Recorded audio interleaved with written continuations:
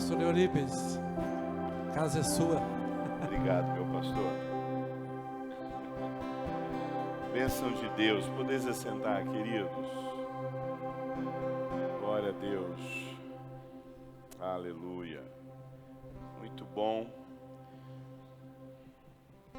estarmos mais uma vez aqui. Temos a liberdade, né, como povo de Deus, ainda temos, né, de nos reunir como povo de Deus, sem prestar satisfação a nenhum governo, sem preencher formulários, sem pedir permissão. Quantos cristãos gostariam de ter essa oportunidade que nós estamos tendo aqui?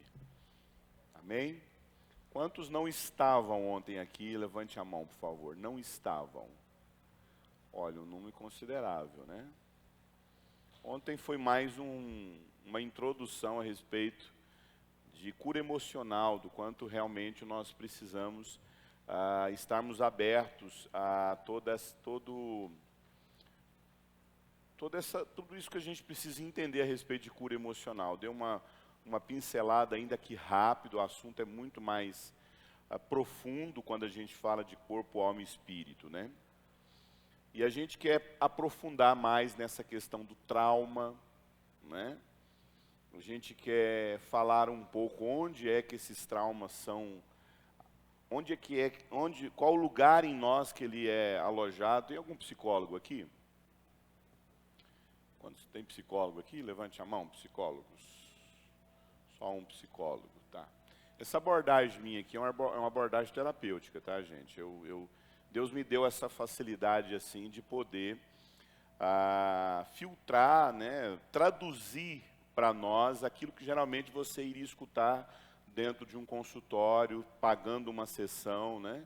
Então, eu faço uma conciliação, tanto é que esse é o próximo livro que eu vou lançar. Esse conteúdo aqui, amado, eu estou há 10 anos estudando esse conteúdo. E eu já escrevi muita coisa, eu estava até conversando, né, com o Rafael, estava até conversando com o Rafael a respeito desse conteúdo. Eu terminei agora, hoje à tarde, eu terminei o meu livro A Força dos Pais, né? Já vai entrar para a gráfica logo, logo. Agora eu vou entrar nesse conteúdo aí dos traumas. Eu lá em Força dos Pais eu falo muito sobre trauma. São bem conectados esses dois materiais que eu trabalho. Mas esse trabalho aqui é mais denso. Eu aplico mais conteúdo nele, eu trago mais luz, algumas coisas que geralmente a gente não se preocupa, a gente não fica atento. Deixa eu só explicar um conceito da teologia para vocês aqui, que é um conceito da teologia que chama graça comum. É claro que esse conceito da teologia você vai achar mais na teologia reformada. O que é a graça comum? É um conceito teológico que diz que Deus compartilhou sabedoria com toda a humanidade. É aquele texto que a Bíblia fala que Deus derrama chuva. O que é chuva, gente? O que é o exemplo de chuva? Quando a gente fala de chuva na Bíblia é o quê? Bênçãos. A Bíblia fala que Deus derrama chuva só sobre os crentes, não é? Não, a Bíblia fala que Deus derrama chuva sobre o quê? Justos e injustos.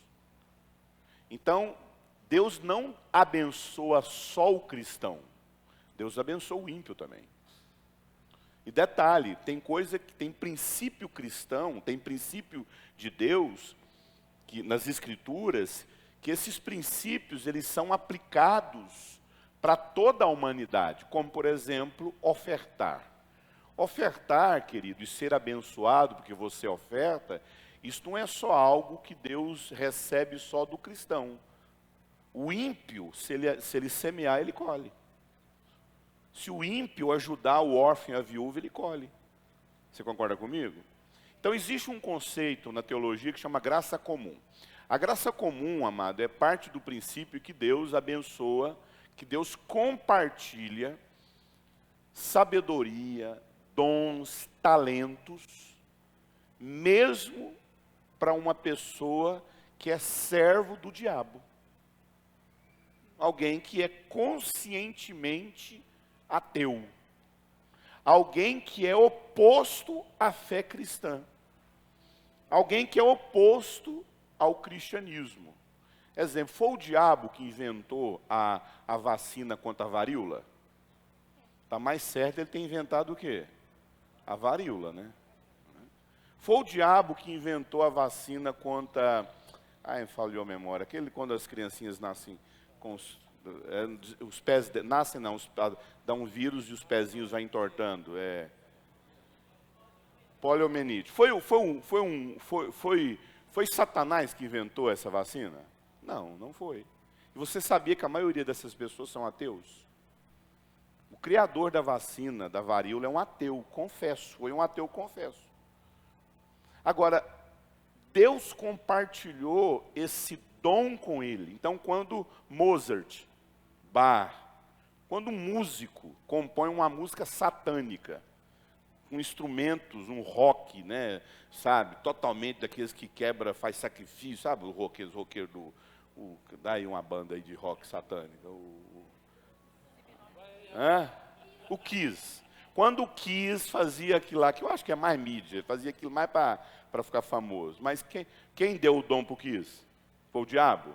Não, foi Deus. Deus deu o dom para Raul Seixas. Só que essas pessoas têm consciência que Deus deu esse dom para ele. Esse dom é usado de maneira até errada, mas foi Deus que deu. O que é a graça comum? É você entender que Deus compartilhou dons aos homens. Mas presta atenção. O cristão consegue olhar para o ímpio, pegar o dom que ele tem e glorificar o Criador. Então, quando você vai numa escultura belíssima, quando você vê uma construção de um engenheiro, assim, uma coisa muito bonita, uma pintura mesmo, e você olha para aquilo, você tem capacidade de fazer aquilo que a pessoa não consegue, que é glorificar quem? Deus. Então, tem certas canções, né? Principalmente quando você vê aquelas canções antigas, daquelas orquestras filarmônicas, aquilo é de uma riqueza, de uma beleza. Eu não sou músico, né? Mas dizem quem é músico e entende sobre notas musicais, é um negócio assim, fora do... É uma inteligência. Eu fui atrás disso, é verdade. Eu não sei se foi Mozart ou se foi Bach. Mozart estava surdo no final da vida dele. E alguns sonetos, algumas músicas que Mozart compôs, ele compôs sendo surdo. Porque ele deu um problema no ouvido dele, ele não escutava mais. Mas a nota estava aqui na cabeça dele. Deus deu esse dom. O que eu estou querendo dizer? Na ciência acontece a mesma coisa. Na psicologia da saúde humana, da saúde mental, acontece a mesma coisa. Então Deus, isso é um dom que Deus me deu, inclusive pessoas já falaram isso para mim, que Deus me deu a capacidade de ler qualquer coisa. Querido, eu tenho uma capacidade dada por Deus, que eu consigo ouvir uma palestra mais absurda e eu consigo traduzir essa palestra para os princípios cristãos. Então eu consigo olhar para aquilo que Freud disse, como por exemplo, o Freud disse que a essência do ser humano é o instinto. Que nós seres humanos nascemos com um instinto animal. A criança é animar, porque ela é escrava do apetite dela. A criança, você não ensina ela a te agredir, ela te agride sem você ensiná-la. O bebezinho, quando ele não é atendido no seu pedido, ele te machuca, ele morde a mãe. Então, o bebê, o ser humano, a base do instinto do ser humano é a destruição.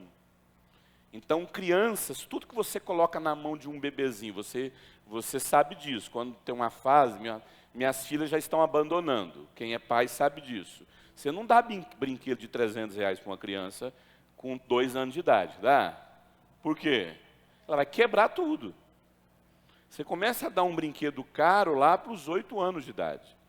porque ela já sabe cuidar do brinquedo. A criança, ela destrói, a criança quebra. Tudo que você dá na mão da criança, ela desmembra. A criança, ela tem uma tendência a destruir o que vai na mão dela. A psicanálise fala que o ser humano tem, em essência, o instinto animal. O que a Bíblia fala? Que nós, por natureza, somos caídos. A essência do homem não é a bondade. Respeito se você é católico, mas a teologia católica diz que o ser humano nasce bom. E ele vai se contaminando. Sem querer, a gente acaba pensando, sem refletir nas Escrituras Sagradas, que não é isso que a Bíblia ensina. A Bíblia não diz que o homem nasce bom. A Bíblia diz que nós nascemos pecadores. E esse pecado vai tendo consciência. A criança, exemplo, a Manuela já tem consciência do pecado. Ela já sabe, ela já não está mais na idade da consciência. Nem a Manuela, nem o Natan já não está mais na idade da inocência. Eles sabem quando eles estão pecando. Uma criança de 2 aninhos, 3 aninhos já é diferente. Então, só que não é que a criança de 1 aninho não tenha pecado, ela tem pecado. Só que ela não tem consciência, porque ela não tem consciência, ela está inocente do pecado que habita nela. A Bíblia fala que o reino de Deus pertence a ela já. Mas o ser humano, nós não somos como os católicos, a teologia católica diz que nós nascemos puros e vamos nos contaminando pelo pecado. Não, nós temos uma natureza caída. A Bíblia chama isso de natureza humana caída. Todos nós nascemos. Não a psicologia, né? A psicanálise diz que essa natureza, ela dá outro nome para isso, ela chama isso de instinto, né? Ela chama isso de instinto, ela chama isso do seu instinto natural, né? Aí tem o id, o ego, o superego, mas isso é outro assunto. Mas, então, boa parte daquilo que eu vou falar para vocês aqui, são percepções de estudos que eu tenho, e eu vou percebendo que isso se encaixa na fé cristã, e eu passo tudo pelo filtro da fé cristã e das Escrituras Sagradas.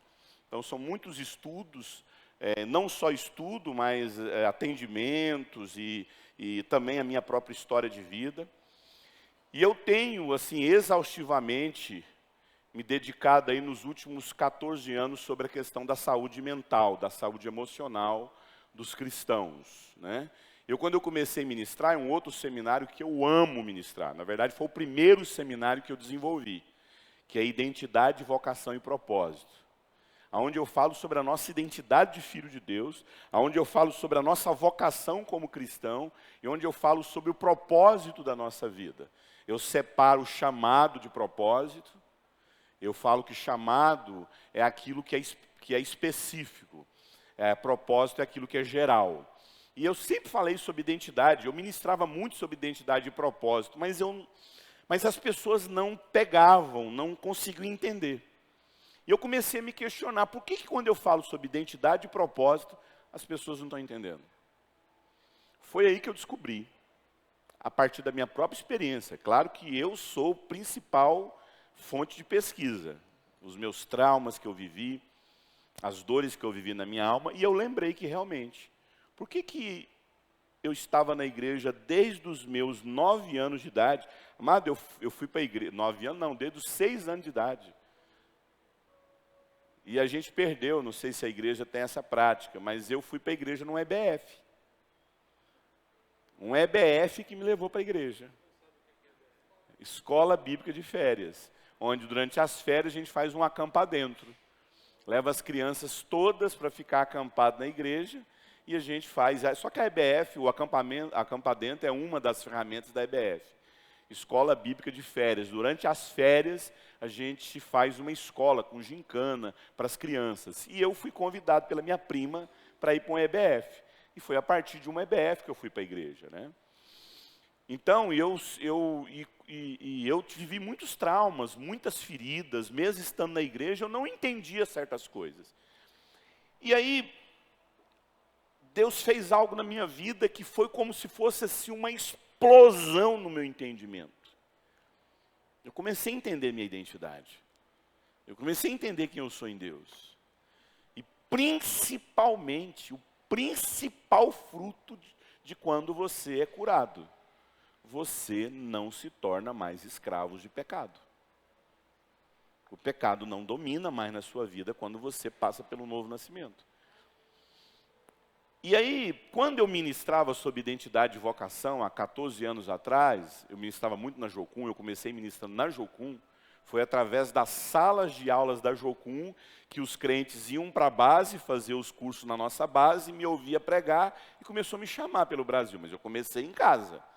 E quando eu dava aula para os meus alunos lá na Jocum, na escola de missões, eles não entendiam nada. Não entendiam, não conseguiam pôr em prática, não conseguiam entender quem eles eram, não entendiam o seu chamado, não entendiam a sua vocação. Foi aí que eu vi que isso tem um motivo, que são as feridas emocionais. Quanto mais emocionalmente você é, mais isso determina, passa para mim, mais isso determina seu futuro, determina sua vida. Pode passar? Quando a gente fala a respeito das nossas feridas, né? As nossas feridas emocionais determinam radicalmente o nosso futuro. A maneira como você se relaciona com Deus, a maneira como você se relaciona com seu cônjuge, querido, você era para estar vivendo uma das maiores experiências, quem sabe aqui, qual é a principal experiência? É claro, eu não estou falando de Deus, Deus é tudo na nossa vida. Mas você sabe para que duas pessoas se casam? Quem sabe? Qual que é o motivo? Por que um homem e uma mulher se casam? Desculpe as crianças, tá? Para fazer sexo. É por isso, gente. Não tem outro motivo. Se você achar que casamento tem outro motivo, você está enganado, você está fugindo. O texto sagrado fala, formou Deus, pois o homem. Homem e mulher os formou. E disse o quê? Me adore. Faça um culto para mim. Qual foi o motivo que Deus falou que esses dois eram para estar juntos? Criou, pois, Deus o homem. Homem e mulher os criou. E os disse, sede fecunde. Então, qual foi o motivo que Deus juntou homem e mulher? Para procriar. Engraçado, os casais entram em crise. Qual a primeira coisa que eles param quando eles estão em crise? É o contrário, amado. Vou falar uma coisa para você. Entrou em crise no seu casamento, aí que você tem que fazer. Porque é justamente a prática que une vocês. Gente, os casais não têm noção que a maior, depois da presença de Deus, depois da vida de Deus no casamento, que não adianta fazer isso sem ter Deus. Mas aqui eu estou falando de saúde emocional. A saúde emocional do casal é a vida sexual deles. Se você não tem vida sexual no seu casamento, para de se enganar, seu casamento está ruim. Está em crise seu casamento. Você não vive. E por que isso não existe? Por conta das feridas que tem na gente. Então, nós éramos para estar vivendo um casamento maravilhoso, desfrutando do nosso cônjuge. Era para a gente estar vivendo relacionamento com Deus, desfrutando do nosso chamado, desfrutando da nossa vocação. Por que a gente não desfruta? Por conta das feridas emocionais.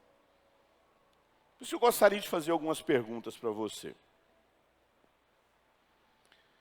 Eu gostaria que você agora tentasse assim. O que eu vou ensinar aqui agora para vocês. Quem faz terapia aqui?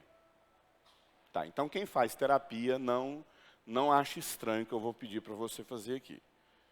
Tudo na sua vida acontece aqui, ó. Sim ou não? Acontece aqui. Se você come muito, muito, muito, muito come, aquele pratão de comida, como é que você fica? Hã? Quando a gente quer ouvir Deus melhor, o que a Bíblia nos instrui a fazer? Você sabe por que a gente tem que jejuar, gente? Porque quando você termina de comer, o que você tem vontade de fazer? Dormir. Por que você tem vontade de dormir? Sabe por quê? Porque toda a oxigenação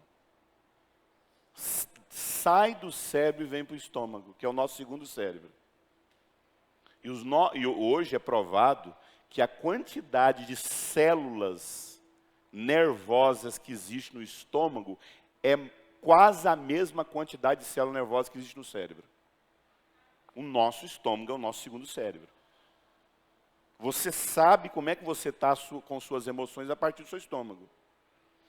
E quando você termina de comer, o sangue para de oxigenar o cérebro e vai para onde?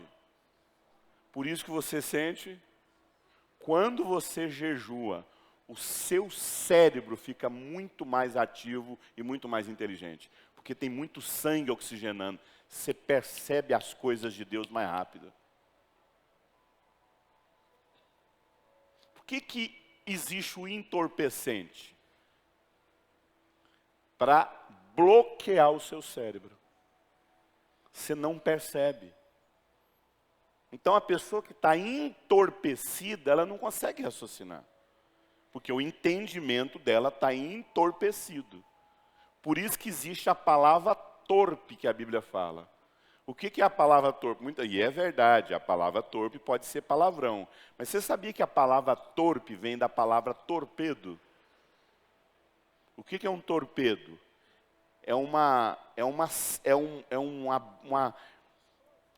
Algo que você lança, um míssil, que você lança, explode, ataca. Torpedo é aquela palavra que você lança com a pessoa desmonta. Mata você.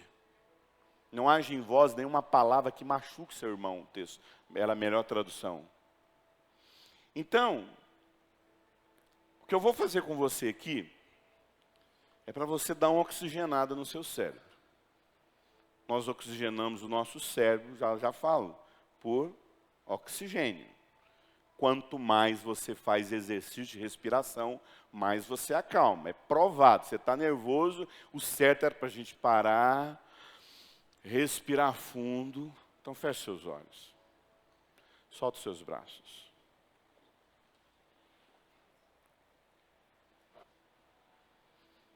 Eu vou pedir que você respire com o nariz bem profundo e solte devagar pela boca 5 vezes.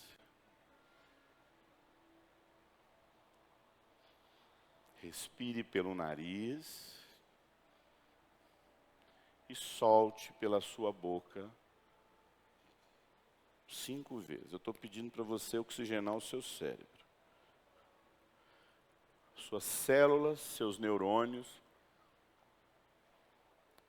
descansarem um pouquinho. De olhos fechados, eu gostaria que você respondesse para você.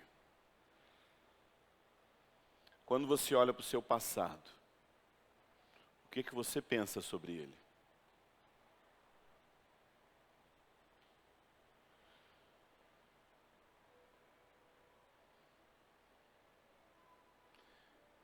Existe alguma memória na sua vida que ainda te afeta emocionalmente? Se tocar nessa área da sua vida, isso te machuca?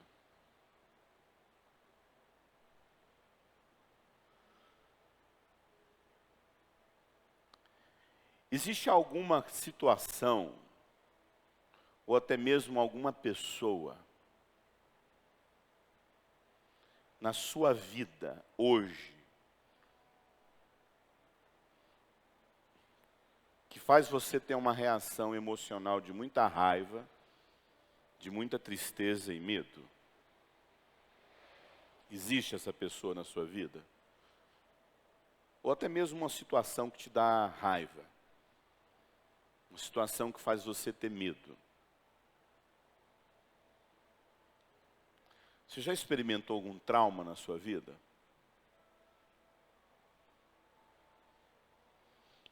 Qual é a memória mais distante que você tem da sua infância? Quando você lembra de você criança, qual é a memória mais distante? Você consegue se imaginar lá com 5 anos de idade? Qual é a primeira memória que vem na sua mente?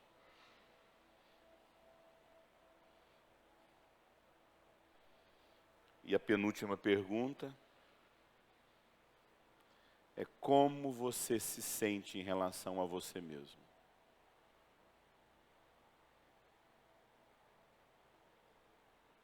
E a última pergunta, você se condena com frequência? Você se condena, você se julga, você se despreza com frequência? Olha aqui para mim. Querido, nós somos incapazes de evitar traumas. Incapazes. Ninguém aqui tem condições de evitar um trauma emocional. Ninguém aqui tem condições de evitar as rejeições que a gente passou e iria passar na vida. Detalhe, nós só sentimos rejeitado por quem nós amamos. Se alguém entrar aqui agora nessa igreja e falar, vocês são tudo ladrão, vagabundo, sem vergonha, uma pessoa, um andarilho, alguém que você não conhece, isso afetaria você? Mas se alguém que você ama entrar aqui e falar isso de você, isso te afetaria, como eu disse antes.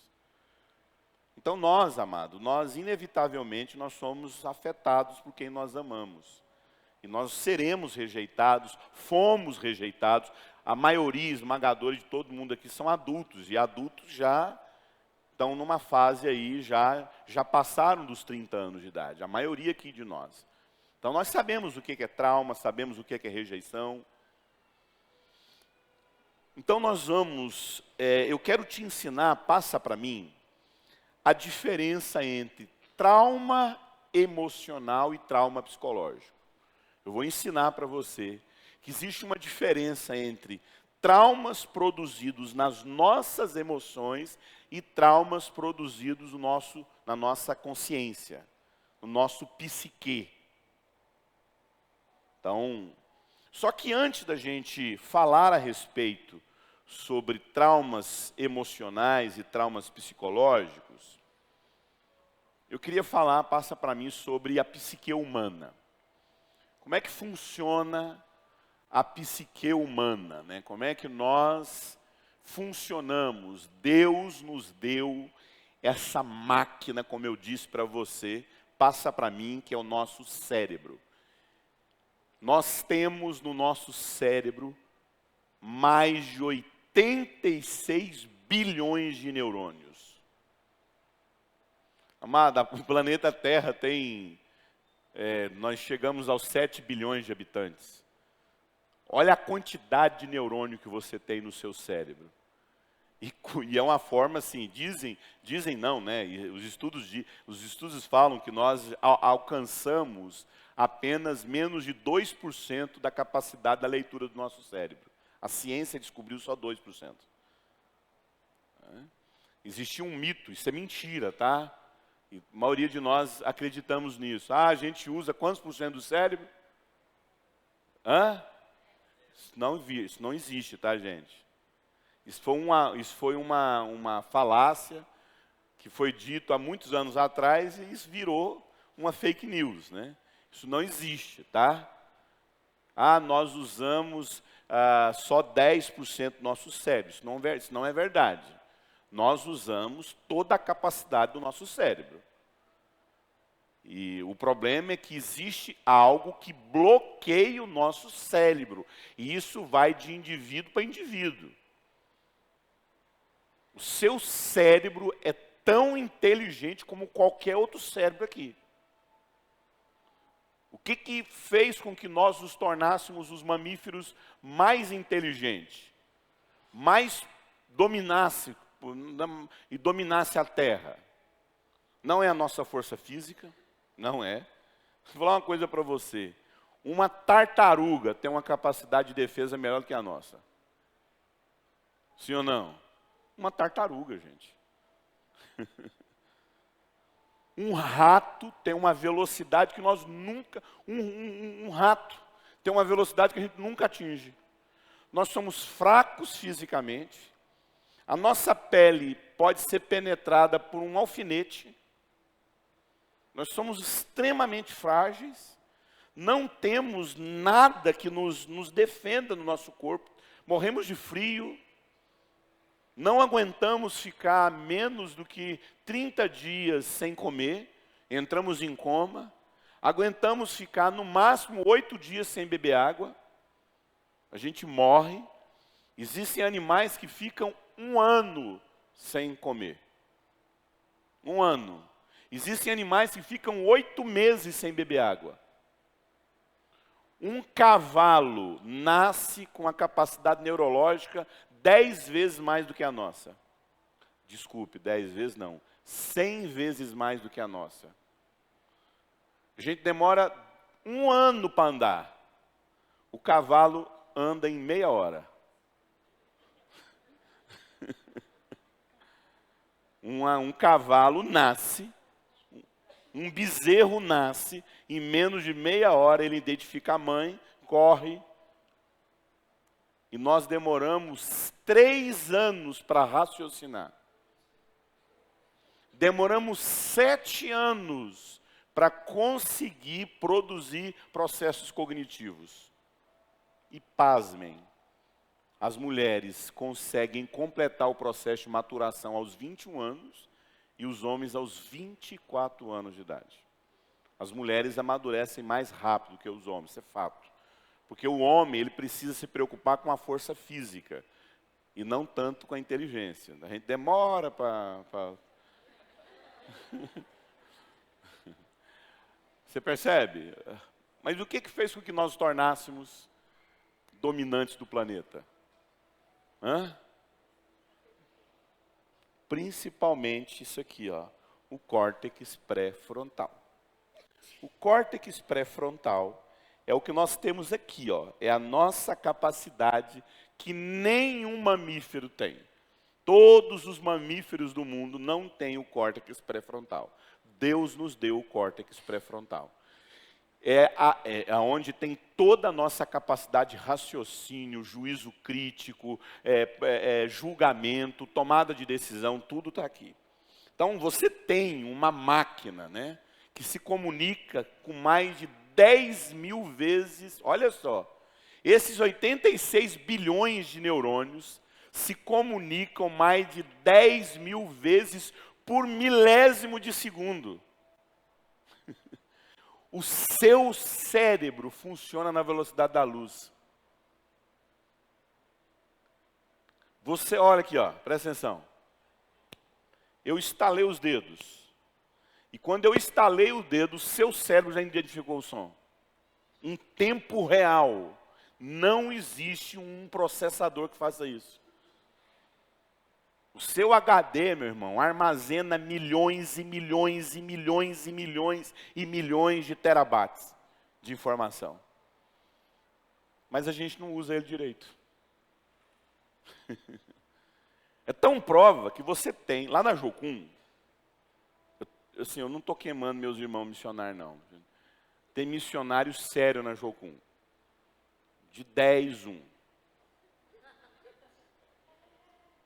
Tem missionário sério na Jocum. E tem missionário na Jocum que fica o dia todo sem fazer nada. Mandando mensagem no WhatsApp para levantar sustento. Para pagar a estadia dele lá. Só que ele não sabe que isso aqui te dá no mínimo R$1.000 por mês se você quiser. Isso aqui, ó. Todo mundo que está aqui tem na mão uma máquina para trabalhar. Você consegue levantar, no mínimo, R$1.000 por mês nessa maquininha aqui, ó. Existem dezenas, centenas e centenas de recursos que você sabia que você se cadastra numa empresa e ela vai te dar uma lista de mais ou menos por dia 100 contas de Instagram. 100 contas. Todo dia vai chegar lá no seu e-mail ou no seu WhatsApp 100 contas de Instagram. @fulano de tal, @. Aí você tem que entrar naquele Instagram, seguir. Entrar naquele Instagram, seguir. Você ganha dinheiro para seguir alguém na internet. Isso chama tráfego pago, isso chama lista de e-mail para você seguir. Qualquer pessoa consegue levantar por mês, no mínimo R$1.000. Eu estou falando de coisa pronta, mas o seu cérebro tem condições de preparar um monte de coisa, de criar um monte de coisas. Amado, você sabia que um dia alguém orou, os Estados Unidos estavam em crise financeira. Uma das recessões lá, muitos anos atrás nos Estados Unidos. E alguém orou. Eu não estou nem falando de Deus, gente. Eu estou falando só do seu cérebro. Alguém dobrou o joelho e falou: Deus, como é que eu posso mudar a história da minha cidade? O país está passando fome. Me dá uma direção, Deus. Naquela noite ele sonhou com a receita da pasta de amendoim. Ele sonhou. Ele viu certinho a receita da pasta de amendoim. Lá no fundo da casa dele tinha uma plantação de amendoim. Ele fez a pasta de amendoim. E a pasta de amendoim fez os Estados Unidos sair da fome, da recessão. Por isso que o americano gosta de pasta de amendoim. Salvou a nação, gente. Você, além de ter o recurso do cérebro, de pensar, de raciocinar, você ainda tem o recurso do Espírito Santo, que conhece as condições de dar para você condições maravilhosas, de produzir. Não sei se você sabe, a palavra pobre, ela tem origem na palavra aquele que não produz. O pobre, na origem etimológica da palavra, é aquele que não produz. Mas o que acontece com a gente? Que a gente, desde quando a gente nasce, o diabo vai fazer de tudo para adoecer isso aí que Deus te deu. O diabo, amado, desde o momento que você nasce, ele vai fazer de tudo para adoecer aquilo que Deus te deu, que é o seu cérebro. Meus irmãos, eu tenho mais ou menos aí uns 18 anos que eu passei a entender o que Deus tem para a minha vida. Desde o momento que eu fui restaurado nas minhas emoções, curado claro que eu uso a expressão do apóstolo Paulo: não julgo o que eu tenho alcançado. Mas uma coisa eu faço, eu esqueci essas coisas que para trás fico, eu avanço. Eu não alcancei ainda o que eu desejava, tem muita coisa ainda. Amado, de 0 a 10 eu acho que eu alcancei 0,1%. Porque é um mar, é um oceano de possibilidades. Mas deixa eu te falar uma coisa, desde o momento que Deus restaurou a minha vida, eu não lembro um único dia que eu tenha acordado sem saber o que eu tenho que fazer. Sem ter consciência do que eu tenho que fazer. Nosso cérebro trabalha, amado, como se fosse uma orquestra, onde cada parte tem a sua função, sua habilidade, e todos são ligados. O baterista não pode tocar do jeito que ele quer. O cara do teclado, do violão, não pode cada um dar na telha e fazer o que quer. Tudo tem que obedecer aquela palavrinha que a orquestra, que a banda, que o grupo sabe que é a palavra o quê? Harmonia. A harmonia é cada um cumprindo, cada parte trabalhando com seu próprio instrumento para produzir aquela música. Tudo sincronizado. É exatamente isso que é o nosso cérebro, amado. Estudos dizem que o nosso cérebro é literalmente um outro mundo vivendo dentro de você. Onde cada componente do seu cérebro tem consciência de si mesmo. A célula tem consciência dela, o neurônio tem consciência dele mesmo, o tempo de vida do neurônio, Amado, esse tempo atrás, conseguiram filmar o movimento de uma molécula do amor. Quem viu essa filmagem? É um negócio espetacular.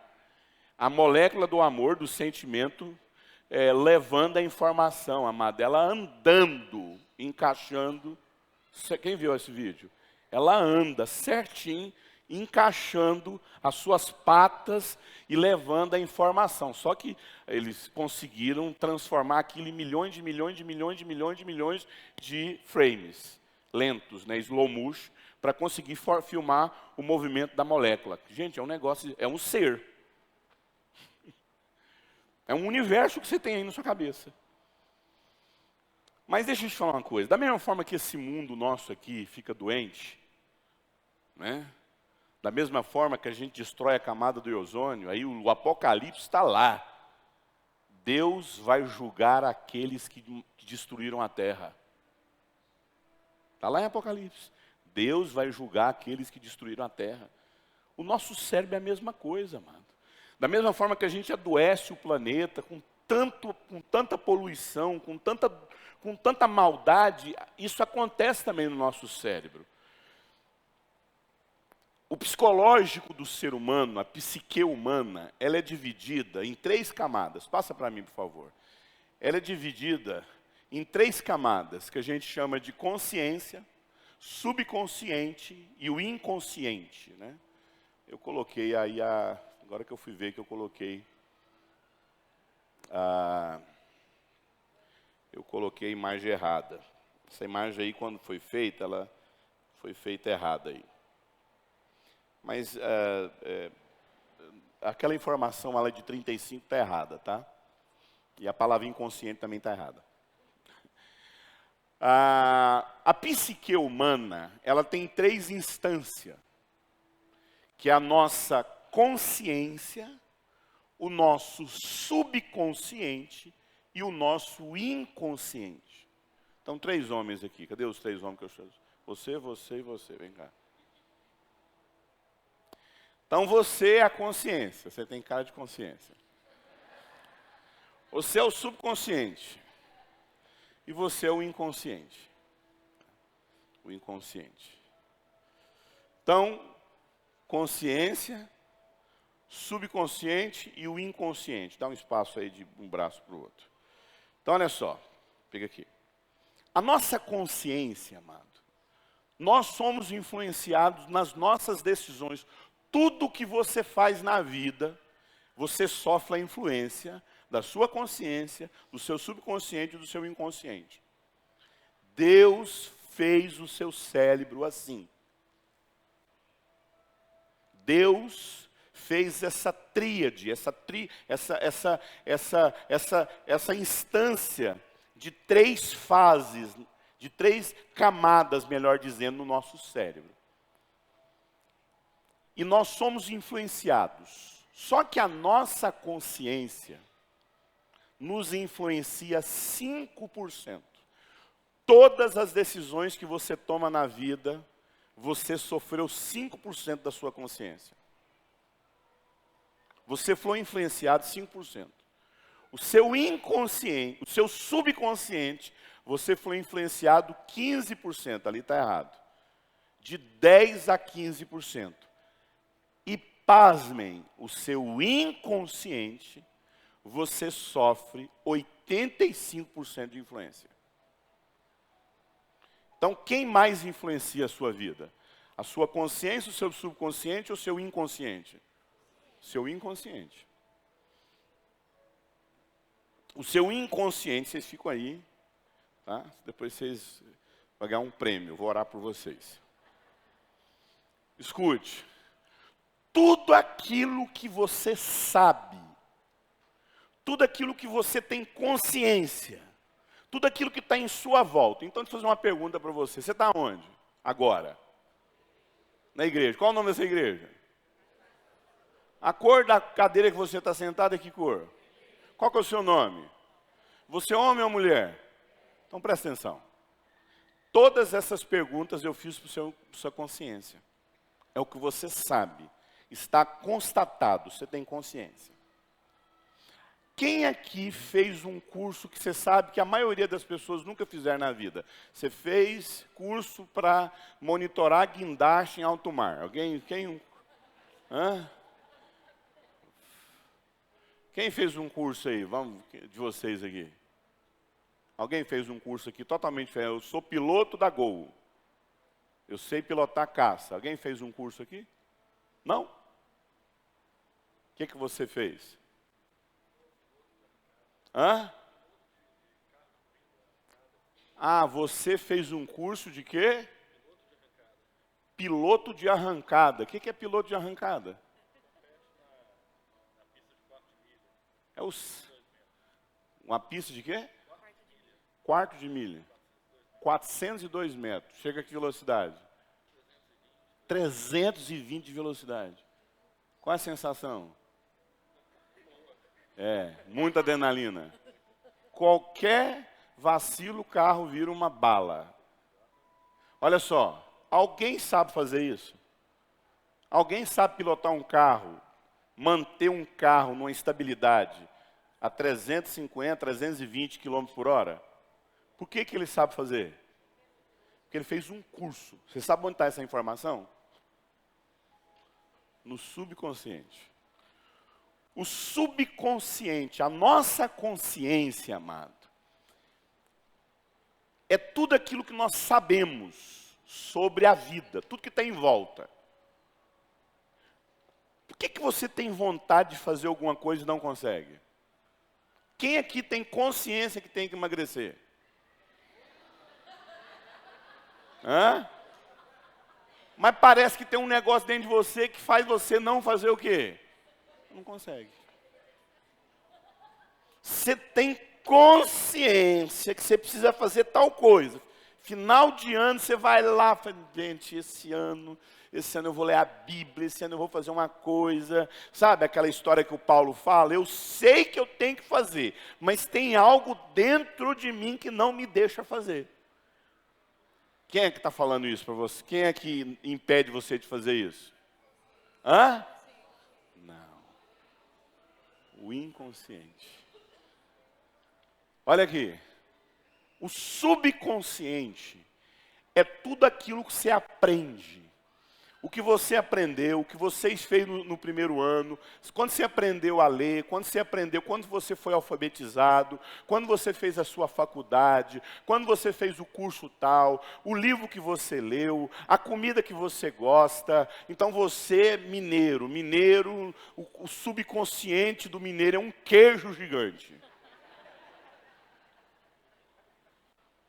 Então, tudo na sua vida. Uma vez eu fui ministrar em uma cidade aqui em Minas Gerais, chama Lavras, lá em Lavras. Aí a gente foi no restaurante.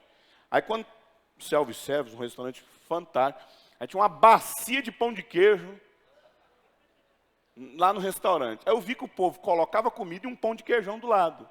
Falei, mas esse é mineiro com gosto. Quem já viu essa praia? Aqui em BH não tem isso, né? Mas você sabia, eu não sabia disso, que tem mineiro que come pão de queijo com almoço e janta. Arroz e pão de queijo, feijão e pão de queijo. Esse é mineiro raiz, entendeu? Aí você vai no Goiás, Minas Gerais não sofre tanto essa influência, mas tem. A gente é piqui e pamonha. Tem mais pamonharia do que farmácia, entendeu? Toda esquina lá de Goiânia tem uma pamonharia, tudo tem uma pamonharia. E piqui para tudo. E tudo é galinhada, tudo é galinhada. A galinhada no aniversário, é galinhada na igreja, é galinhada no casamento, é galinhada no velório, tudo é galinhada. O mineiro é assim? Mais ou não. O goiano não, o goiano tudo é galinhada. Você, só falta nascer pena o tanto de galinhada que você come. Todas essas informações são colocadas no seu subconsciente. Você vai lá no Pará, tudo é açaí. É açaí com farinha, é açaí com carne, é açaí com arroz, é açaí com feijão, tudo é açaí. Então aquela cultura desenvolveu uma culinária que foi gravada lá no subconsciente. Então tudo que você gosta de comer, tudo que você aprendeu na faculdade, aprendeu a dirigir, o curso que o irmão fez lá, tudo foi gravado no subconsciente. E a sua consciência só usa o que está gravado aqui, ó. A sua consciência depende do subconsciente para existir. Então a consciência de ninguém aqui vai pegar essa informação do irmão. Mirto. Mito. Você que é o mito? Mirko. Jesus amado. Quem te deu esse nome, meu Deus? Cadê sua mãe? Já faleceu. Por que ela deu? O que é Mirko? Mirko. Essas coisas só vêm da Grécia mesmo. Eurípedes, grego, entendeu? Não foi atrás. Não merece. Isso aí é uma coisa que tem que fuçar. O que é Mirto? Eu tenho lugar no Brasil que eu nem falo Eurípides, eu falo Mendes. Qual é o seu Mendes? É Mendes. Como é que é? Já me chamaram de orégano. Já me chamaram de orégano. Quem joga no time meu e do Mirto aqui? Quem? Tem alguém que é igual o Mirto e eu aí, Eurípides? Qual que é o seu nome aí? Quem tem um nome de meio estranho aí? Como é que é o seu nome? Como é que é o seu segundo nome? Como? Keisel.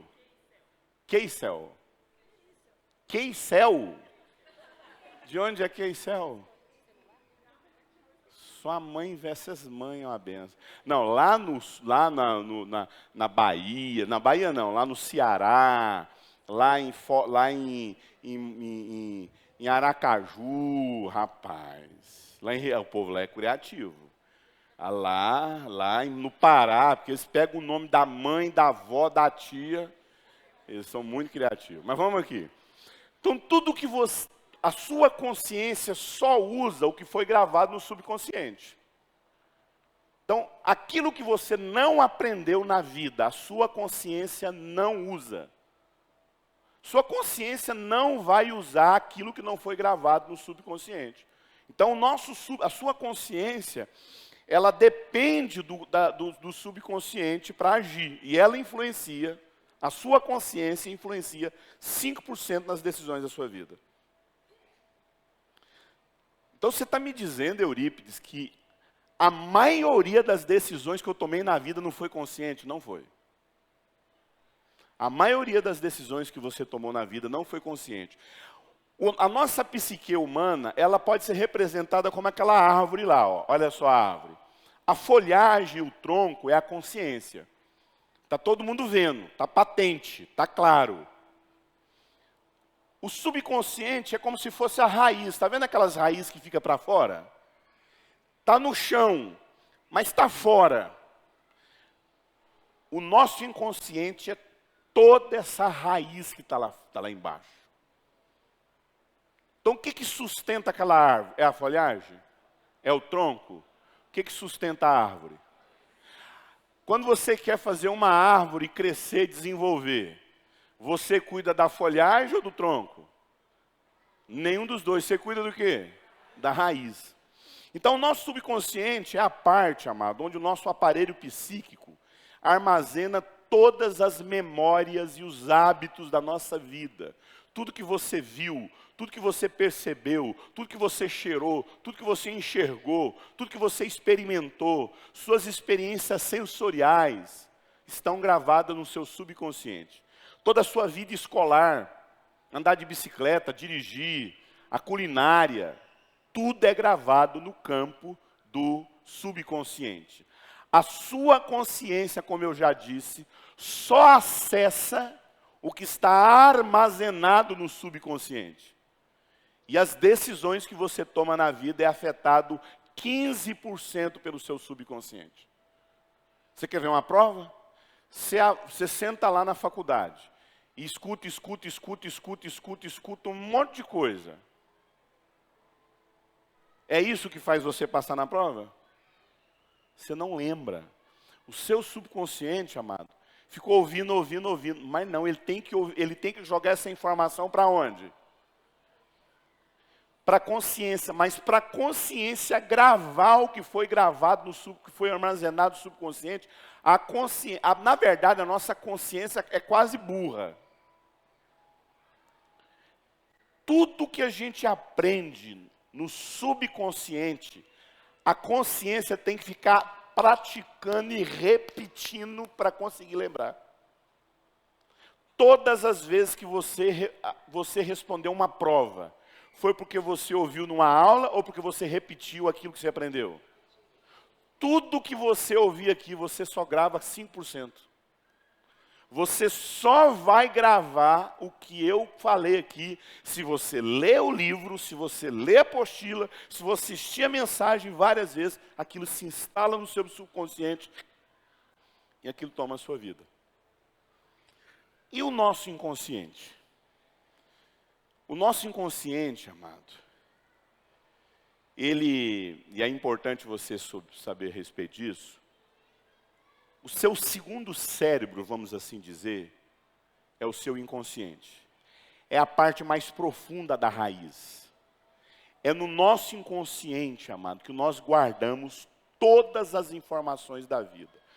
85% de tudo que você faz na vida está sendo influenciado pelo seu inconsciente. O inconsciente, o nosso consciente depende do subconsciente. Agora olha só, o inconsciente não depende de ninguém. Ele é autônomo. Os dois aqui dependem. A consciência depende do subconsciente, o subconsciente depende da consciência. O nosso inconsciente não precisa de nenhum dos dois. Ele age prontamente, sem precisar de ninguém. A nossa consciência amadurece aos 21 anos na mulher e aos 24 anos nos homens. O nosso subconsciente só começa a funcionar aos 3 anos de idade. E chega o seu processo de maturação junto com a consciência. Adivinha com quanto tempo o nosso inconsciente está funcionando perfeitamente? 45 dias de vida intrauterina. Com 45 dias de vida intrauterina, o seu inconsciente está no seu ponto máximo de funcionamento. Ele está ligadão. E pasmem, o nosso inconsciente é ligado com o inconsciente da nossa mãe. Conectados.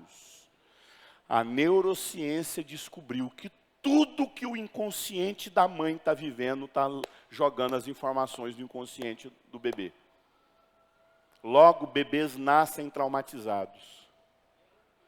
Bebês nascem emocionalmente adoecidos. O tempo da gravidez era um tempo onde a mulher deveria ser 100% protegida de dores, traumas, emoções adoecedoras. Ela deveria ser tratada literalmente como um ser que estava ali gestacionando mesmo um bebê, que não é só corpo que está sendo formado, o inconsciente está sendo formado. Agora presta atenção. Eu vou dar um exemplo, eu vou dar uma adiantada num processo aqui só para vocês entenderem. Vamos imaginar que isso aqui é um trauma. Isso aqui é um trauma. E lembra lá do divertidamente? Então, divertidamente, se você puder assistir, porque o seu subconsciente está muito ativado. Tá? Está muito ativado. Então, se você puder assistir divertidamente domingo à tarde, eu aconselho você a assistir. Aquele filme foi criado por uma equipe de neurocientistas. É claro que lá tem, se eu não me engano, 6 emoções. Nojo, raiva, alegria e tristeza. 5 emoções. Na verdade, são 7 emoções básicas. Não tinha como colocar todas as outras emoções. Porque a proposta do desenho não era essa, né? Mas tinha mais 2 emoções lá. Mas vamos imaginar. E ali é o inconsciente, tá, gente? Vamos imaginar que da mesma forma existe aqueles personagens que estão ali administrando todas as memórias. Imagine que existe um arquivista, organizando as memórias do nosso cérebro. E cai na mão dele um abuso sexual. Você tem 7 anos de idade e no meio da noite, quem deveria te amar, toca em você. No meio da noite, quem deveria cuidar de você, te abusa, te machuca. O arquivista pega essa informação e leva para a consciência. A consciência vai falar, o que isso serve para mim? Isso aí me machuca. Eu não quero ter consciência disso não. Deleta isso. A consciência apaga. Leva para o subconsciente. Sabe o que o subconsciente fala? O que isso serve para a vida? Que utilidade tem isso na vida? Porque tudo, o inconsciente, o subconsciente é tudo que é útil, gente. Tudo que vai servir para a vida. Você sabe o que, entre aspas, o arquivista faz? É como se ele pegasse, colocasse na mão do subconsciente e falasse, se vira com isso aí. Do inconsciente, se vira com isso aí. Aí, está ali guardado no seu inconsciente. Sabe quando é que você acessa esse trauma? Através, eu vou ensinar isso para vocês, através de 2 coisas. Existem 2 coisas na sua vida que faz você acessar, abrir a porta do inconsciente e o inconsciente joga para você o trauma. Sem você ter. Por que você não tem consciência? Porque a consciência não quer saber disso. A consciência bota um paredão. O subconsciente bota um paredão e fala, eu não quero saber dessa informação. Mas está lá no inconsciente. Te sabotando. Fazendo você ter raiva de vida sexual. Fazendo você sentir a pessoa mais feia do mundo. Fazendo você sentir a pessoa mais rejeitada. Não dando valor a você. Você chega num lugar, na sua juventude, você podia chegar numa festa. E naquela festa, ter 99 homens de caráter. Mas você não sabe por que o pilantra da festa é o que você vai atrás. Inconscientemente falando, você só vai na direção de tudo que não presta na sua vida.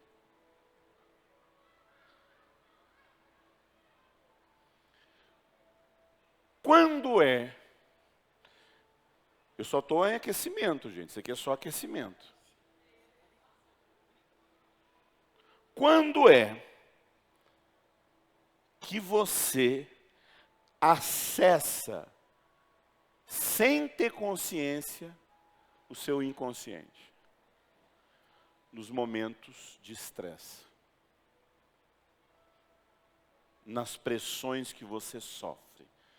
Quando você sofre uma pressão, quando você está no meio de uma discussão, quando você está diante de alguma coisa que te pressiona, alguma coisa que faz com que você dê alguma resposta rápida, algum momento que você tem que fazer alguma coisa,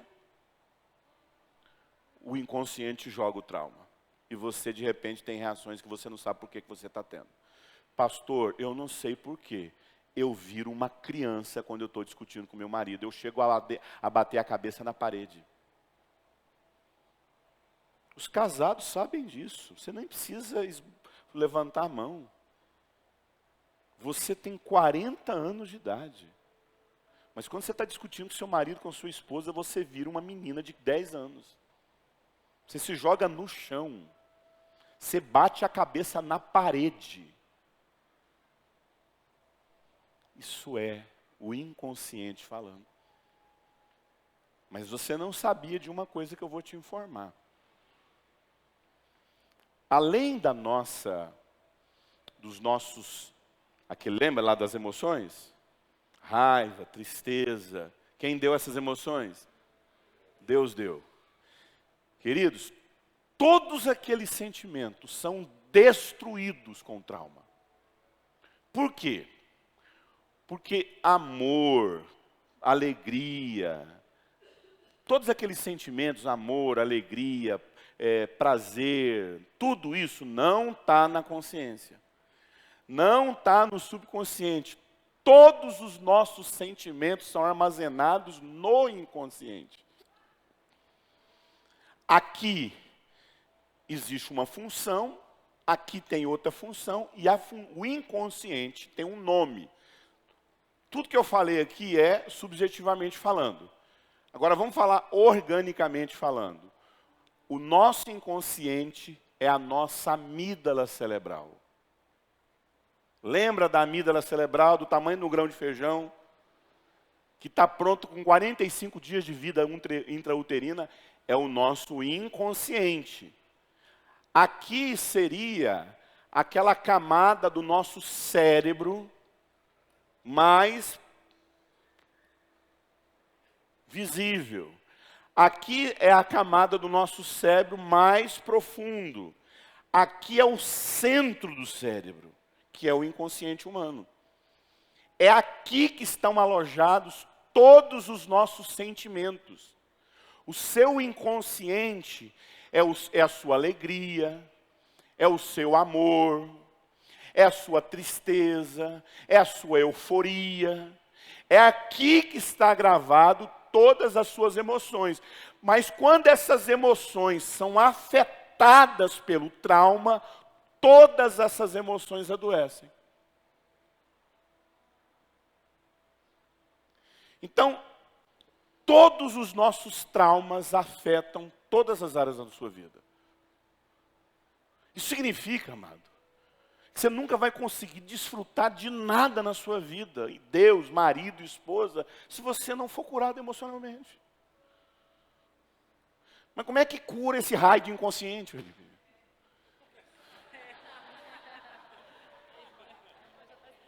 É isso que a gente quer conversar.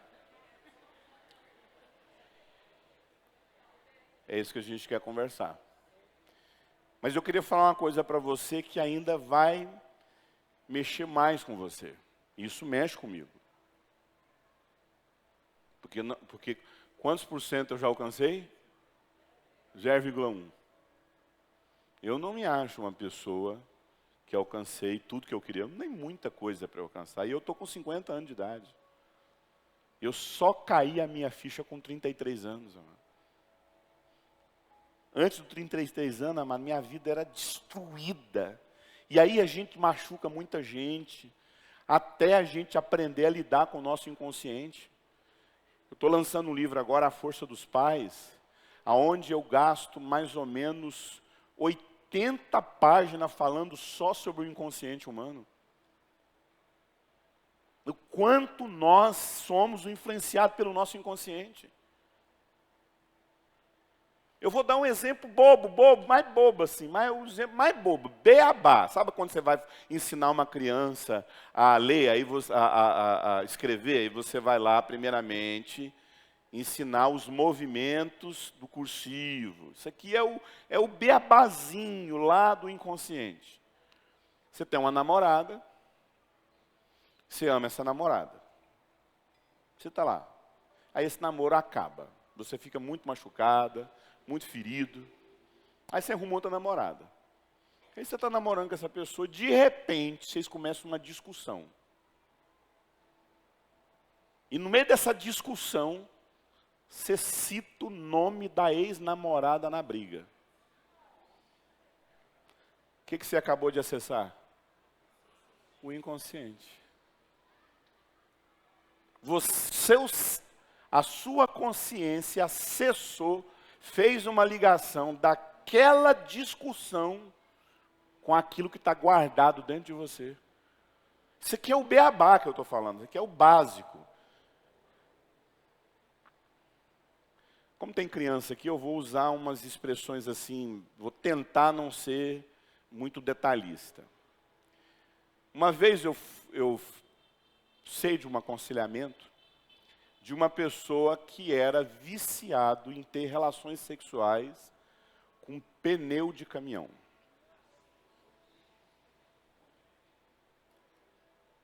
É aquele aconselhamento, você bota a mão aqui e fica assim, ó. Sério, porque tem coisa que você escuta, que você está ali, e aí você escuta uma coisa dessa, você é um tarado, doido, maluco, como é que o cara vai lá e só tem relação com pneu de caminhão? Não, a vida dele era um pneu de caminhão, ele dormia com um pneu de caminhão. E você nem queira saber o que ele colocou de aparatos nesse caminhão para ter relação com esse pneu de caminhão. E aí, amado, você tem que ir lá no inconsciente do cara. Você tem que saber o que viveu, porque isso aqui não está na consciência. Conscientemente falando, a gente faz isso. Isso é uma influência daquilo que a gente aprende. Você foi lá e fez um curso de como casar com um pneu de caminhão. Hã?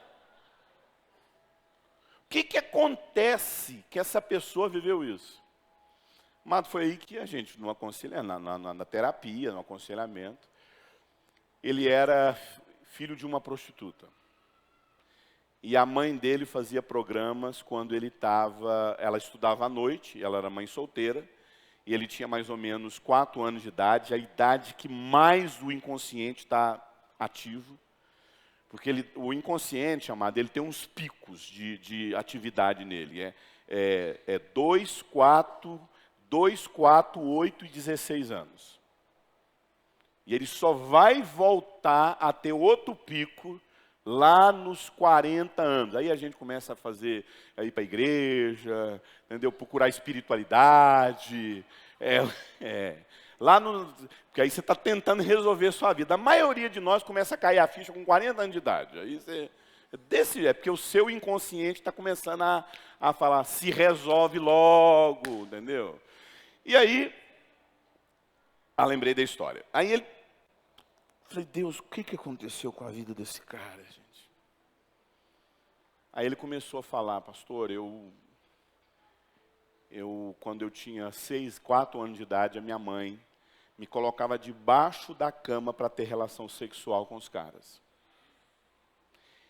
E tinha um espelho, pastor, que eu via, e era um espelho.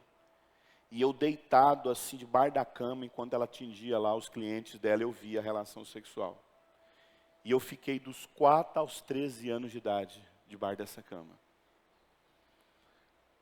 Amados, o que aconteceu? Ele associou, porque aí ele ficou erotizado, ele ficou 100% erotizado, porque ele via a relação. Então ele ficou erotizado. Ele entrou na pré-adolescência justamente com essa cena, ele passava por abusos. E ele começou a se masturbar, quando chegou lá nos 12 anos. E ele se masturbava com o cheiro das botas da mãe dele, dos sapatos. E como ele associou, e o cérebro associa, gente, o nosso cérebro faz associações. É como se fosse um campo verde e todo mundo fica passando, todo mundo fica passando, todo mundo fica passando, todo mundo fica passando. O que vai acontecer naquele lugar onde todo mundo passa? Aquilo cria um caminho. Aquilo cria um caminho.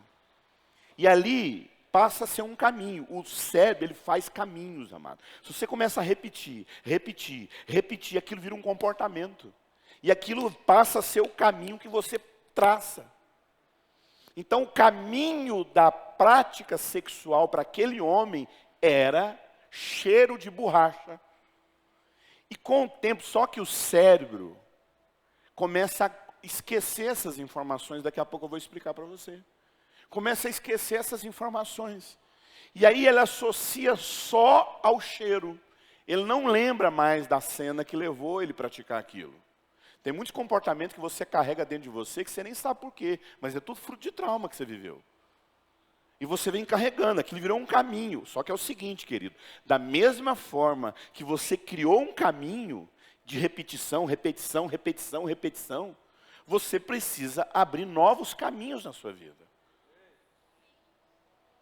O seu cérebro pode ser reprogramado. O seu inconsciente pode criar outros caminhos, caminhos corretos.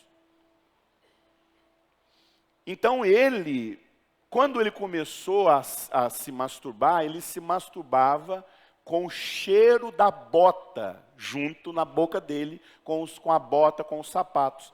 E aí, automaticamente, ele foi só aprimorando, que é isso que o cérebro faz. Você começa ali uma prática, ele quer... No início, lembra lá do Divertidamente? Quem assistiu Divertidamente lembra que quando é um bebezinho, são só 2 botões, é só um botão. Botão da fome. Depois cresce um pouco, aumenta os botões. Quando chega numa vida adulta, a mesa está enorme com vários botões. Então a gente começa a fazer muitas conexões na nossa vida. E não só conexões saudáveis, mas conexões adoecidas. Obrigado, gente. Me dá minha água aí. Então olha só. Nós vamos dar um intervalo às 6h30, tá? Se vocês quiserem voltar às 7h30, a gente volta. Se vocês quiserem voltar às 6h30, a gente volta, viu?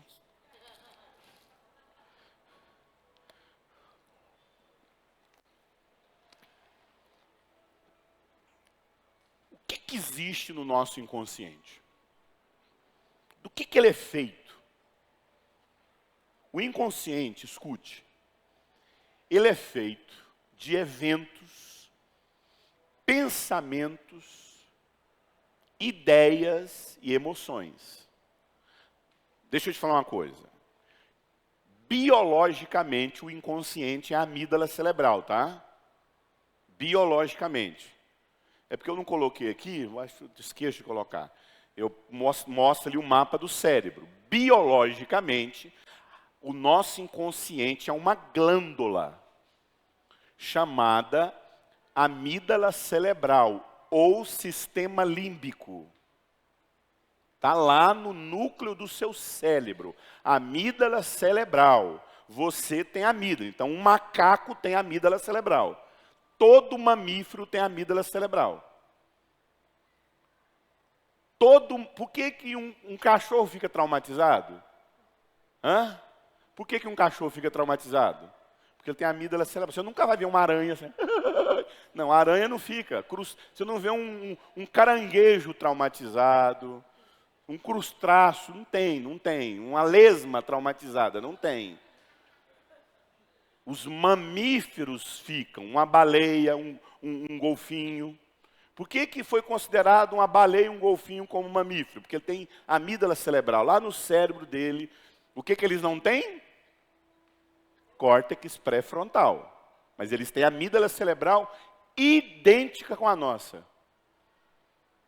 Por que o ser humano chegou à conclusão que os macacos, erroneamente, são os nossos descendentes?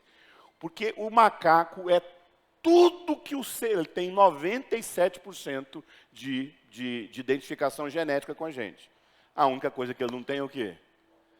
Córtex pré-frontal. Os outros, a baleia, elas têm várias distâncias, estão bem distantes, mas se aproxima da gente. Né? Mas nós sabemos que o homem foi criado por Deus. O primeiro homem foi criado por Deus. Mas o ser humano, porque a semelhança da amígdala cerebral é muito forte. Então eu pego um macaco, e eu coloco ele dentro de um experimento. E ali naquele experimento eu coloco cadeira vermelha e cadeira amarela. Cadeira vermelha e cadeira amarela. Olha que isso é interessante, o que é o inconsciente humano. O inconsciente dos mamíferos, melhor dizendo. Cadeira vermelha e cadeira amarela. Ele sentou na cadeira vermelha e leva um choque. Ele sentou na cadeira amarela e ganhou uma banana. Sentou na cadeira vermelha, outro choque. Levou uma surra, apanha. Sentou na cadeira amarela, ele ganha uma banana, ganha um afeto, ganha um carinho. Quando ele vê uma cadeira vermelha, o que ele faz? Ele foge. Quando ele vê uma cadeira amarela, o que ele faz? Ele senta. Aí bota uma mesa vermelha e uma mesa amarela. Ele vai aonde? Se ele vê um quarto vermelho e um quarto amarelo, o que ele faz? Mas sabe o que acontece? Se aquele macaco acasalar com uma outra macaca que viveu o mesmo experimento e nascer um macaquinho, adivinha o que o macaquinho assimila? Sem nunca ter passado pelo experimento. Que cadeiras vermelhas produzem dor e cadeiras amarelas produzem prazer. Sem nunca passar pelo experimento. E o nome disso é memória celular. Nós temos uma memória celular. Então, aquilo que a gente carrega, o que a mãe vive durante a gravidez, vai passar para o bebê. Experiência de rejeição vai passar para o inconsciente do bebê. Experiência de abandono, raiva, abuso, espancamento. Pastor, não sei porquê, meu filho, sempre é assim, gente, é equacional. 1 mais 1 igual a 2. Pastor, não sei porquê, meu filho é muito bem, mas minha filha só vive em depressão, vive rejeição. Amado, você vai lá conversar com a mulher, ela sofreu algum trauma durante a gravidez dela. Ela sofreu algum trauma. Já a outra gravidez foi uma gravidez muito tranquila. A questão da cesárea e do parto normal. Gente, você passa a vida toda falando para sua filha que cesárea é a pior coisa, que parto normal é a pior coisa do mundo. O que vai acontecer? Não vai ter dilatação. Porque você já gerou no inconsciente da sua filha que isso não acontece. Que isso é a pior experiência do mundo. Você está gerando no inconsciente dela. Eu vi uma experiência fantástica. Fui pregar, fui ministrar numa cidade no Mato Grosso. Aí uma pastora, eu tinha ido numa igreja, depois eu voltei numa outra igreja. A hora que eu fui na churrascaria, a pastora chegou para mim, pastor, sabe aquele exercício que você me ensinou? Eu fiz na minha filha e funcionou. Porque ela falou de um processo muito traumático que ela viveu durante a gestação. E ela teve muito medo. Ela foi assaltada, ela foi assaltada, colocada no banheiro, enquanto os ladrões levavam tudo na casa, ela e o marido. E ela teve muito medo. A criança nasceu com muito medo. Falei, pastor, o medo da minha filha. Ela me procurou falando, pastor, minha filha tem medo, minha filha não pode ficar, minha filha não dorme na cama dela, minha filha tem medo de tudo, Aí eu falei, você viveu algum evento na sua gravidez? Ela, foi mesmo. Aí ela contou. E aí eu ensinei para ela uma prática que a gente faz, que a gente instrui os pais a fazerem. Tem um momento que a gente acessa o nosso inconsciente, que é no sono REM. Aquela hora que o olho nosso fica fazendo assim, ó, movimentando para a direita e para a esquerda. Inclusive, existe um método chamado AMDR. Quem já viu falar da AMDR aqui? Acho que já fez AMDR? Muito bom. Muito bom. Mas é uma abordagem aí que demora para explicar. E aí, mas é muito bom o AMDR. E aí, a criança, quando nós estamos no sono REM, é o inconsciente vivo. Vivo. Você está ali dormindo.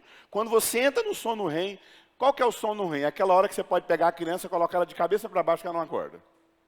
É o sono mais profundo.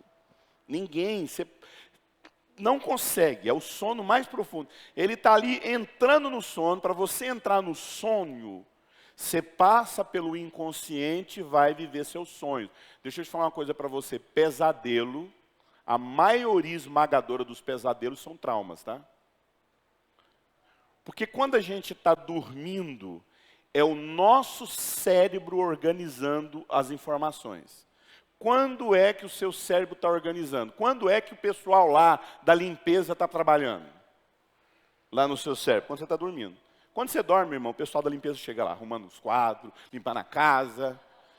Quando você pega o seu computador e manda desfragmentar ele, o que ele está fazendo? Ele está jogando arquivos fora, que não presta, colocando, fica exatamente isso que o sono faz. E o trauma é o seguinte, gente, agora eu volto a falar lá da mulher, tá? O trauma é o seguinte, o nosso cérebro tem um arquivista. Toda a informação que a gente tem, ela foi feita para ser colocada num lugar. Comi é aqui, pão de queijo é aqui, açaí é aqui, o curso lá é aqui. E geralmente esses arquivos, quando você sofre um trauma, o arquivista coloca do lado e fala, depois eu acho o lugar. Só que não tem lugar. Ele abre a porta do inconsciente, faz o quê? Joga lá. Aí ele fica solto nas suas emoções, nas suas reações, não nas suas ações. Ação é consciência, reação é inconsciente. Fica ali solto. Fica solto dentro de você. Aí escuta. Quando você dorme, é o momento do cérebro funcionar, organizar. Quando você está no sono REM, é literalmente isso, amado. Todas as paredes, lembra da parede que a consciência e o subconsciente faz para o inconsciente? Porque ele não quer aquelas informações traumáticas, tá? São informações traumáticas, sentimentos bons, alegria, tudo está lá para o subconsciente e o inconsciente acessar. Quando é dor, a consciência põe uma parede. Quando é que a parede desce? Quando você dorme. Quando você tem pesadelos, é a sua consciência esbarrando nos traumas.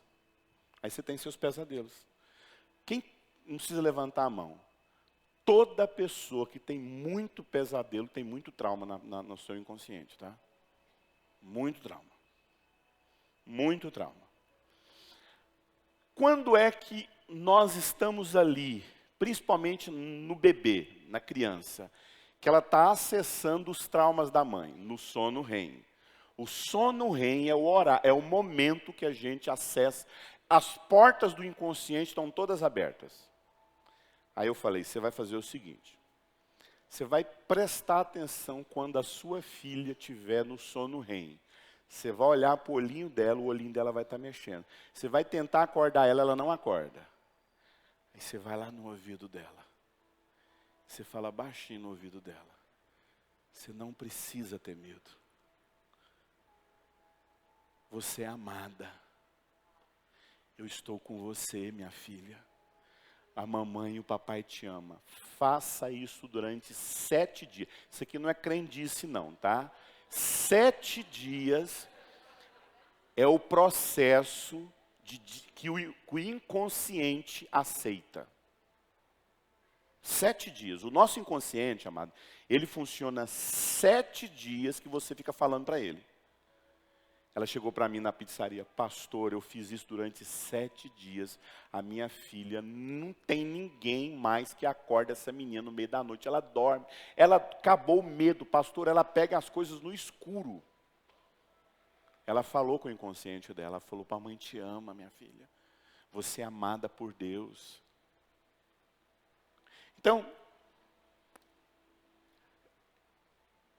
o inconsciente, ele é feito por eventos, pensamentos, sentimentos, emoções.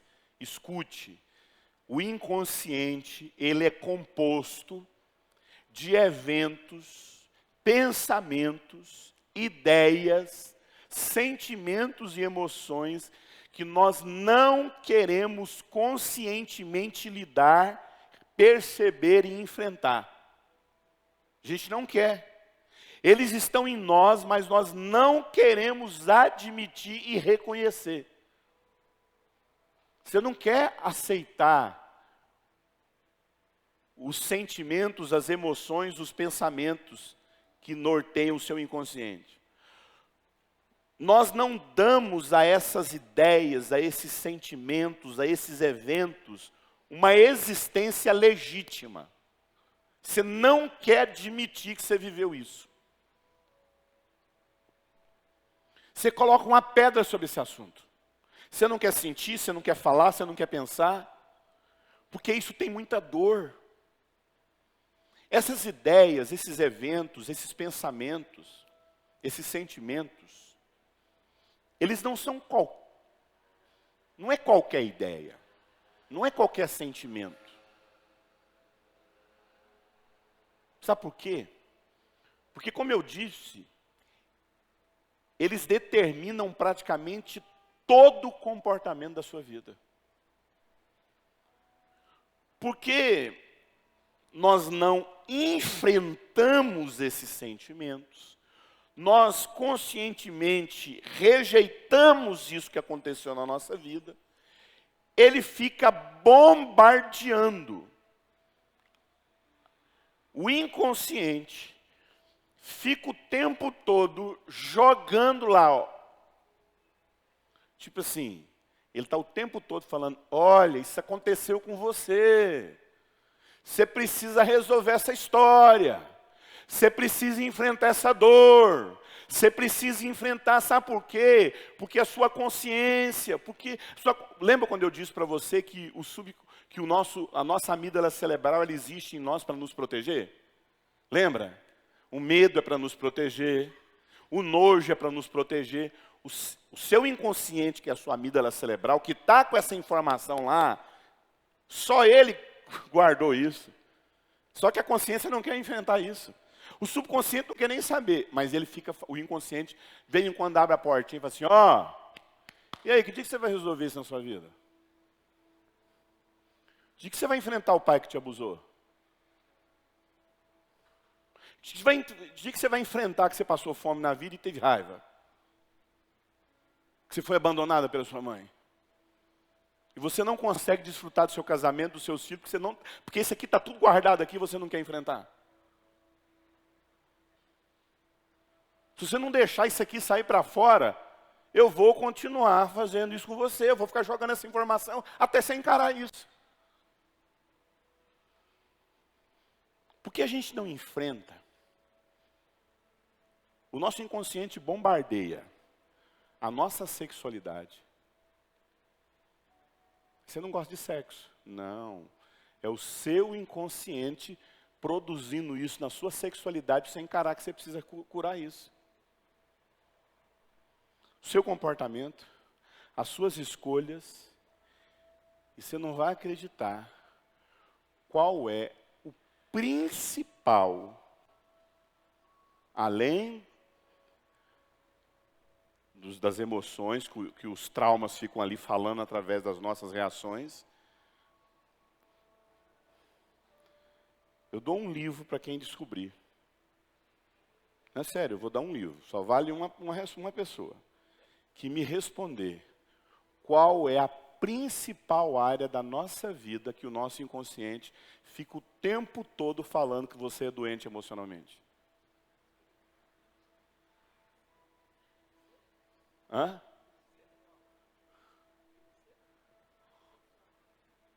Também, financeira, sexual. Hã? Qual? Não. Ninguém vai descobrir. Também, mas não é. Existe uma principal área da nossa vida que é é como se a gente fosse assim, sabe? Se você está tendo Covid, você pegou aquela primeira onda lá, que não tinha imunidade no nosso corpo. Qual a primeira coisa que a gente olhava e falava, ei, está com Covid? Não. A perda do olfato. Porque quando você estava ali tossindo, espirrando, era gripe. Mas quando você perdia o olfato e o paladar, você falava aqui, estou com Covid. Então existe uma área na nossa vida que evidencia, que está ali o seu inconsciente mostrando o quanto você está doente. Quase, você quase acertou, vai ganhar um livro. Porque ela quase acertou, ela vai ganhar um livro.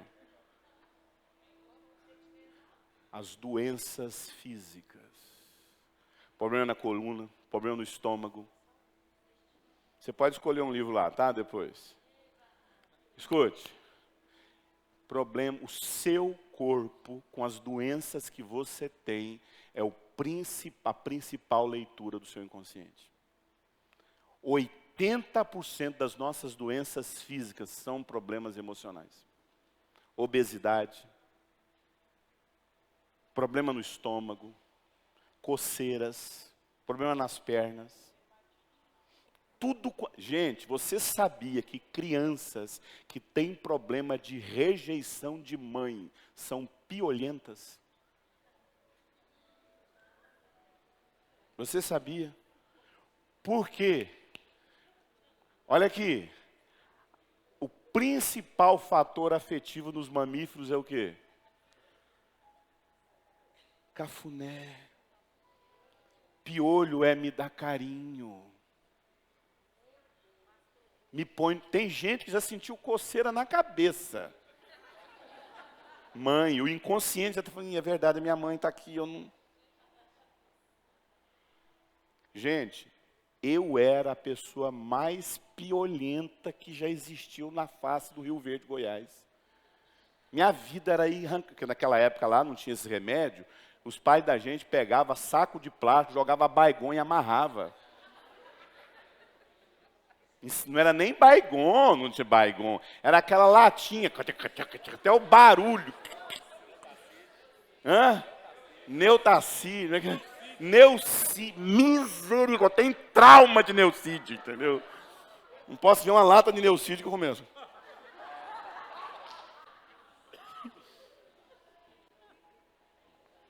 E sabe por quê? Porque eu não tinha mãe. Eu só era espancado dentro de casa, eu não tinha carinho. Uma vez a gente tinha um orfanato, né, na nossa igreja, Sal da Terra. E as crianças não conseguiam combater o piolho. Você rapava a cabeça das crianças, lá no orfanato, na época quando tinha orfanato, os piolhos iam para a sobrancelha, ficava pulando de uma sobrancelha para outra. Você via os piolhos pulando de uma sobrancelha para outra, gente. De tanto piolho. E quando você... Por quê? Porque os mamíferos, você vai lá nos mamíferos, o fator de afetividade do mamífero, não sei se você sabe, o principal fator de vínculo afetivo entre os chimpanzés é eles tirar piolho um do outro. É o tempo todo, você pode ver qualquer documentário da vida dos chimpanzés. Quando é que um chimpanzé é aceito na comunidade? Quando o outro tira piolho do outro. Vínculo afetivo. Só que isso acontece com a gente também, amado. Porque quando o filho está com piolho, a mãe faz o quê? O pai, como eu não tinha mãe, o que meu pai fazia? Rapava. O que a mãe faz? Coloca no colo, afeto. É o inconsciente pedindo afeto. Amado, problema no coração, mágoa. Doenças cardíacas, rancor. Problema respiratório, escute. Problema de respiração, problema respiratório, problema com mãe. A maioria das pessoas que tem problema ligado à endometriose, rejeitando a mãe no corpo.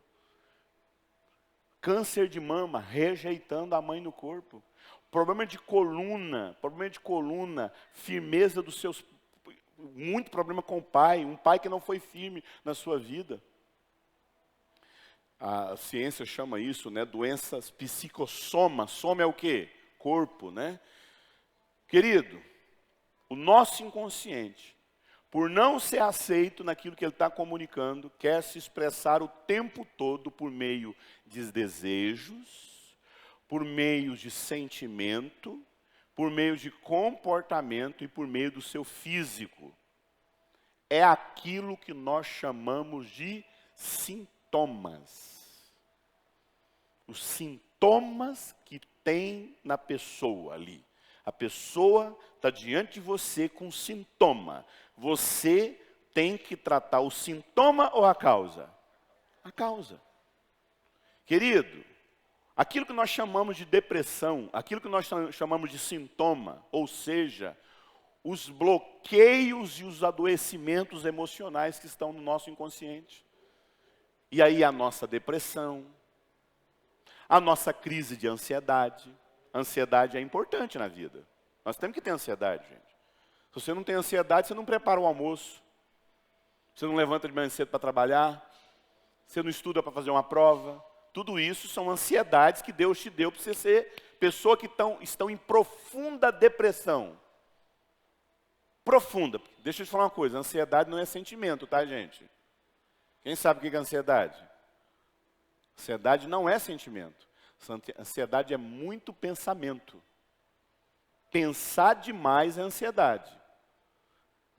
Tá? Então você fica o tempo todo ali ansioso, pensando. É excesso de pensamento.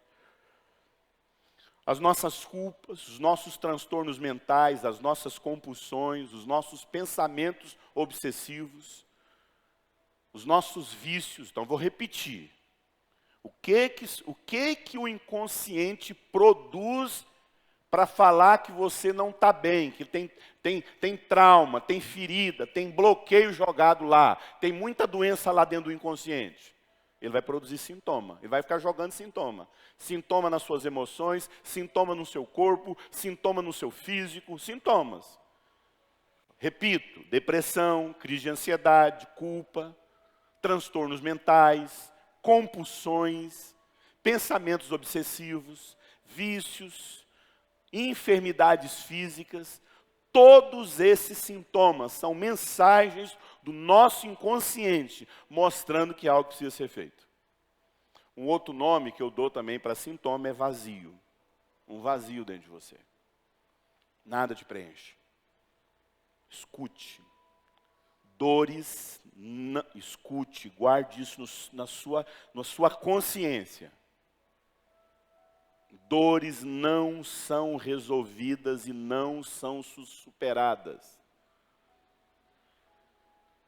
Dores não são resolvidas e não são superadas esquecendo, deixando de lado.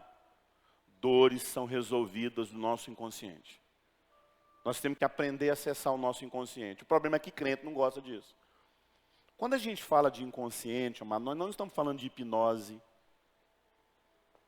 Nós não estamos falando de possessão demoníaca.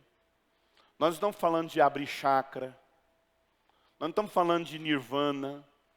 Nós estamos falando de atitudes conscientes para gerar o inconsciente, para acessar o inconsciente. Atitudes conscientes que você está tendo consciência. Você está falando, tá bom, eu vou parar de fugir disso. Eu vou enfrentar isso na minha vida. Eu vou parar de fugir da ideia de que por que eu não consigo resolver essa área da minha vida. Por que eu fiz esse curso? Por que eu fiz essa faculdade? Por que eu não consigo passar nunca nesse exame? Por que eu não consigo amar? Por que eu não consigo ter vida sexual? Por que eu não consigo desfrutar do meu chamado? Por que eu não consigo desfrutar, meu irmão? Deus nos fez para sermos plenos, para desfrutarmos do melhor que Ele nos deu, amado. Deus não colocou o homem num lugar destruído, Ele colocou ele num jardim, para que nós possamos desfrutar do que Deus nos deu, do nosso casamento, dos nossos filhos. Bloqueios acontecem principalmente, amado, e é importante a gente encerrar esse bloco falando sobre isso. Esmagadoramente falando, todas as suas dores aconteceram na sua infância, tá? Mas elas estão presentes em você, estão aí. Essa ideia de falar que tudo isso não esquece, tempo não esquece nada, amado. Quem mais nos bloqueia? Os nossos pais. Primeiro da lista é a figura paterna, infelizmente. Quem mais gera traumas nas nossas vidas são os nossos pais. Depois as nossas mães. E depois os nossos professores e sacerdotes. Infelizmente, professores e pastores, padres, sacerdotes são o terceiro grupo que mais gera trauma das nossas vidas. E para que haja sanidade, para que a consciência não surte, para que você não enlouqueça, a sua consciência bloqueia isso, deixa isso para lá. Na verdade, esse recurso é até de forma saudável, mas fica te bloqueando em várias áreas de sua vida. Você tem que entender que para que haja sanidade mental, tudo que é doloroso, traumático, inaceitável, é colocado no campo do inconsciente. Nós vamos dar um intervalo aqui agora, para você dar uma oxigenada no cérebro aí, que é muita informação, mas não me preocupe não, tá? Eu vou dar os caminhos para vocês, tá bom? Nós vamos dar um intervalo aí de 7 horas ou 7h30? 7h30, para a gente fazer um lanchinho. 7h30 a gente volta para a gente ir até às 10 horas, tá bom? Deus abençoe, daqui às 7h30 a gente está de volta aí.